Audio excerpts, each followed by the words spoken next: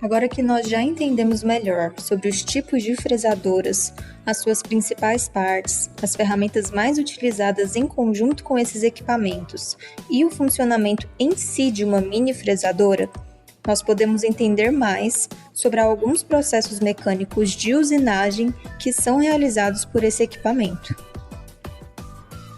Inicialmente, os processos mecânicos de usinagem podem ser definidos como o conjunto dos movimentos que um equipamento tem para que a remoção total ou parcial do material seja feita, utilizando uma série de ferramentas para esse auxílio.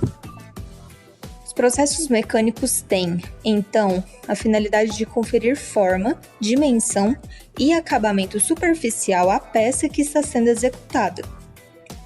Os movimentos de usinagem são executados de acordo com o processo de usinagem empregado. Por exemplo, para executar uma peça cilíndrica, o movimento de corte deve ser rotativo. Com isso, as fresadoras são capazes de executar inúmeros tipos de processos, sendo que neste vídeo nós vamos conhecer 5 deles, chamados de gravação, furação, corte, desbaste e acabamento. O processo de gravação, quando executado por uma mini fresa, possibilita a retirada parcial da superfície do material que está sendo utilizado e pode ser feito em forma de imagens, textos e geometrias variadas com um alto nível de precisão.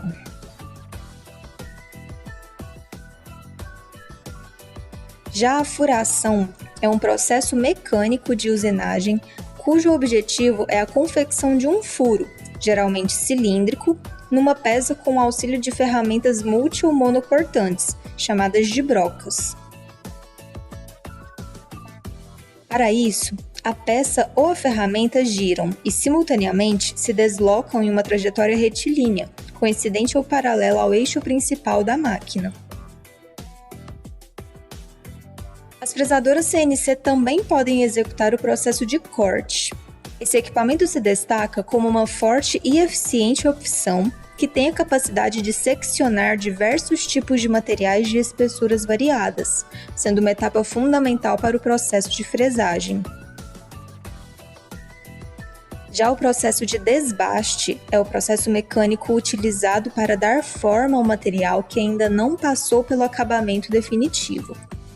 Esse processo é utilizado, então, para conferir à peça as formas e dimensões próximas das finais. Por fim, o processo de acabamento possibilita a obtenção de um produto final de acordo com o propósito da peça. Para isso, é importante conhecer a geometria das ferramentas e a sua influência para que o acabamento seja pouco afetado.